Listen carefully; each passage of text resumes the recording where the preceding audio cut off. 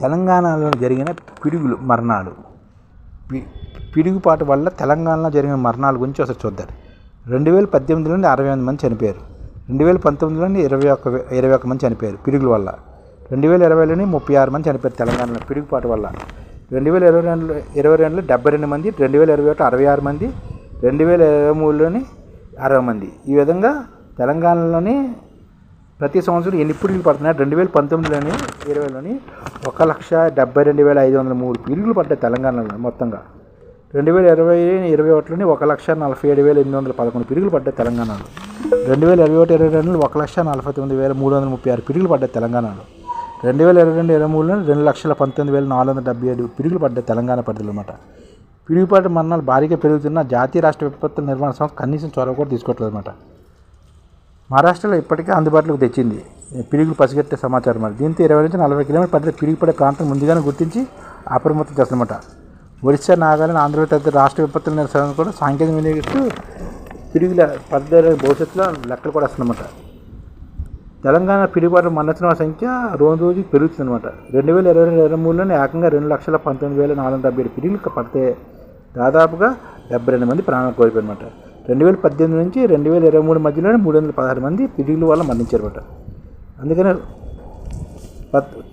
మేఘం నుంచి భూమిపై పడే పిడుగుల సంఖ్య ఇటీవల కాలంలో బాగా పెరుగుతున్నాయి. తెలంగాణ దేశంలో 14వ స్థానం ఉందన్నమాట. 2023లోని అత్యధికంగా మధ్యప్రదేశ్లోని 9,41,663 పిడుగులు పడ్డాయన్నమాట. ఒక మధ్యప్రదేశ్లోనే 2022-23లోని 9,41,663 పిడుగులు పడ్డాయన్నమాట. దేశంలో మొదటి స్థానంలో మధ్యప్రదేశ్ ఉంది. తర్వాత మహారాష్ట్రలోని 6,85,893 పిడుగులు పడ్డాయి. ఈ తర్వాత ఛత్తీస్గఢ్లోని 5,16,504 పిడుగులు పడ్డాయి.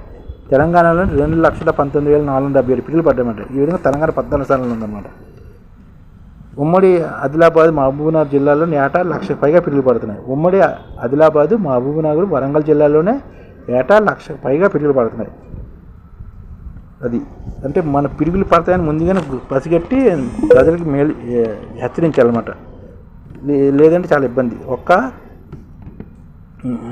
మధ్యప్రదేశ్లోనే ఒక సంవత్సరంలోనే దాదాపుగా 10 లక్షల పిడుగులు పడ్డాయి. తర్వాత మహారాష్ట్రలో 6,85,000 పిడుగులు పడ్డాయి. ఛత్తీస్గఢ్లో 5,16,000 పిడుగులు పడ్డాయి. తెలంగాణలో 2,19,000 పిడుగులు పడ్డాయి. ఈ విధంగా పిడుగులతోటి తెలంగాణలోని 2018లో 68 మంది చనిపోతే 2019లో 21 మంది, 2020లోని 36 మంది, 2021లో 66 మంది, 2020లో 73 మంది, 2023లో 60 మంది ఈ విధంగా చనిపోయారు అన్నమాట పిడుగుల వల్ల.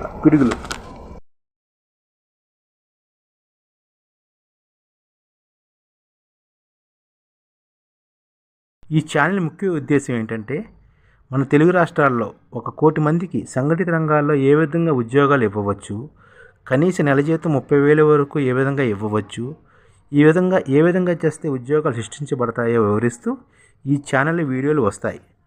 అలాంటి వీడియోలు మీకు కావాలంటే మన ఐడిఎఫ్ భాస్కర్ ఛానల్ని సబ్స్క్రైబ్ చేసుకోండి. ఐడిఎఫ్ అంటే ఇండియన్ డెవలప్మెంట్ ఫోర్స్.